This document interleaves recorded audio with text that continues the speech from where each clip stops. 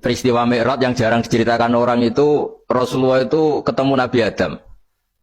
Dan Nabi Adam itu disebutkan di sini, faidan an yaminihi aswidatun wa an yasarihi aswidatun. Dari sisi kanan itu ada kelompok besar, dari sisi kiri juga kelompok besar. Saya baca teks aslinya ya, tabarruk ya, supaya dapat berkah dari bahasa Rasulullah SAW. Ini cerita Nabi ketika ketemu Nabi Adam. Fa'idha nazara qibala yaminih dohika, wa idha nazara qibala shimalih baka. Nabi Adam ketika melihat ke kanan itu senyum-senyum, senang sekali. Tapi kalau kamu melihat ke kiri itu nangis.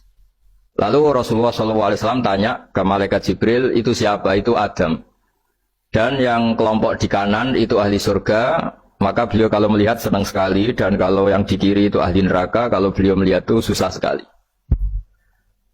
Artinya apa? Betapa susahnya jadi Nabi Adam itu. Jadi kalau misalnya ada koruptor ketangkep gitu ya, yang nangkep ya cucunya, yang ditangkep juga cucunya. Kalau kita punya anak 10 gitu, terus yang satu misalnya nyuri milik temannya, milik saudaranya itu, sing naboi ya anaknya, yang ditaboi juga anaknya. Kayak apa terseksanya seorang Nabi Adam? Karena nggak punya pilihan, pasti dari sekian kasus dolim dan mazlum, yang mendolimi maupun yang didolimi itu pasti anak cucunya. Jadi betapa susahnya seorang Nabi Adam. Jadi termasuk kearifan kita sebagai manusia itu belajar dari takdir yang kita hadapi, yaitu keterbatasan kita sebagai manusia. Kita harus bisa ngelola kegagalan, terima kodok kodar. Makanya kata Mbah Mun, abahnya Gus Yasin itu sering cerita ke saya, iman itu paling dhuwur itu iman kodok kodar, khairihi wa syarrihi minallah. Kita harus punya kesiapan iman khairihi wa syarrihi minallah. Bahwa segala kebaikan, segala syar itu sudah digariskan oleh Allah Ta'ala. Kita bisa apa sebagai manusia. Jadi pertama Nabi Muhammad ketemu di as-sama idunya, langit paling dekat, itu ketemu Nabi Adam dengan kondisi seperti tadi. Kalau melihat ke kanan itu senyum, karena itu anak-anak beliau, turunan beliau yang ahli surga. Kalau melihat ke kiri itu nangis, karena itu cucu beliau yang ditakdir tidak jadi orang baik.